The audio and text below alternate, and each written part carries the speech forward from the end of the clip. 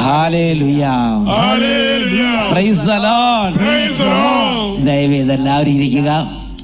പ്രിയപ്പെട്ട ദൈവ മക്കളെ, ഇന്ന് നാം ചിന്തിക്കുന്ന വിഷയമാണ് തളരരുത്, മുന്നോട്ട് പോവുക.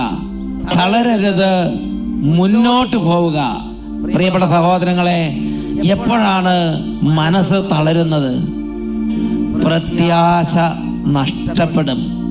പ്രത്യാശയുടെ ആ പ്രകാശമെല്ലാം അസ്തമിച്ച് നിരാശയുടെ അന്ധകാരം വ്യാപിച്ച് മനസ്സ് മടുത്ത് ജീവിതം മടുത്ത് കഴിയുമ്പോൾ പ്രിയപ്പെട്ട സഹോദരങ്ങളെ, ജീവിതത്തിൽ മനസ്സ് തളർന്ന് നാം വിവശരാകും.